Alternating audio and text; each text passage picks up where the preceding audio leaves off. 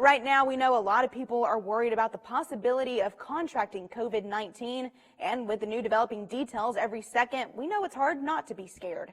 But we do want you to know about the positive statistics.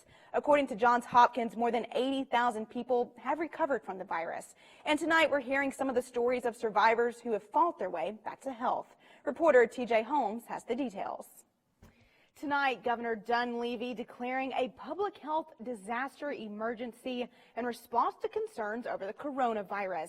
Good evening, and thanks for joining us tonight for Fox Alaska News at 9. I'm Morganehoover. Well, now a man has been rescued after surviving more than 20 days in sub-zero temperatures after his cabin burned down near Skwetna.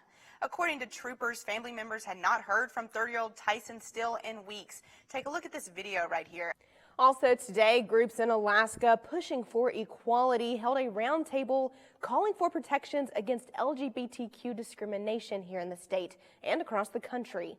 Take a look. Morganehoover was at the courthouse today and brings us the latest. Morgan.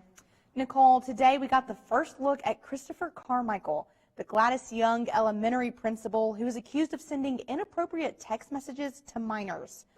Halloween is known as one of the most dangerous nights of the year and has the highest rate of car-related injuries.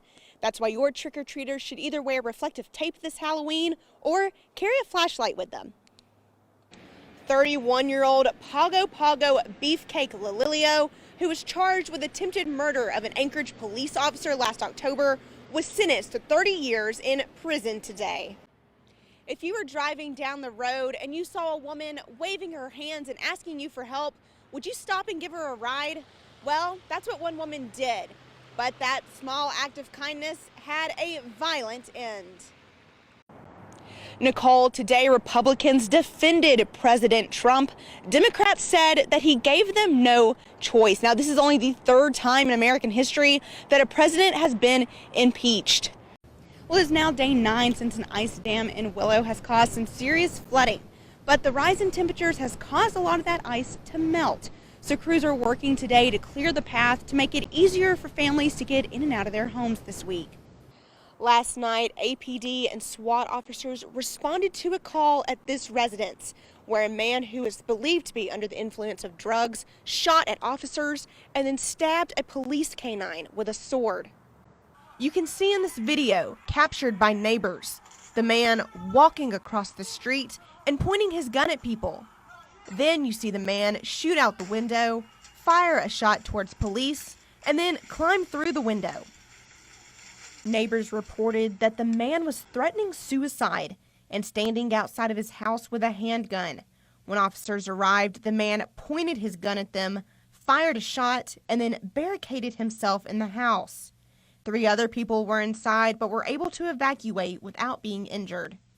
SWAT officers, along with negotiators, attempted to communicate with the suspect, but he reportedly did not respond. Chemical agents were eventually deployed into the home, and the man ran outside the back of the house carrying a large sword. The man then reportedly stabbed a police canine, and then, according to APD, was shot by one officer. The man was then taken to the hospital and died as a result of his injuries. The canine was taken to the pet hospital for treatment, and right now the dog is expected to survive his wounds, and APD has reported that no other officers were injured. We spoke with one neighbor who wanted to remain anonymous, but said while he didn't know the man, he was aware of some prior police activity at the residence. No, just a big party house. I know that there was some felony arrests over there, and just a bunch of bad apples down there as far as all the neighbors here talk about. Do you think the other neighbors feel safe after this? I think so, yeah. There's no real crime around here at all. You know, this is a real nice place to live. I enjoy it here. Mm-hmm. Reporting from Anchorage, I'm Morganehoover with your Alaska Link. According to the American Heart Association, checking your blood pressure could be as easy as taking a video selfie.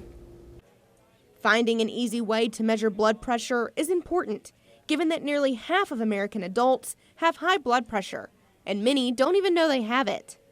Researchers also say that even if you are regularly checking your blood pressure at the doctor's office, you may want to start checking it at home as well. Something new over the past 15 years is that many people who have normal blood pressure when measured in their doctor's office have high blood pressure when measured outside of their doctor's office. That's why app developers set out to create an easy way to check your vitals. The app Anura uses transdermal optical imaging to measure your heart rate and stress index just from a video of a person's face. So we downloaded the app to see just how accurate its readings would be.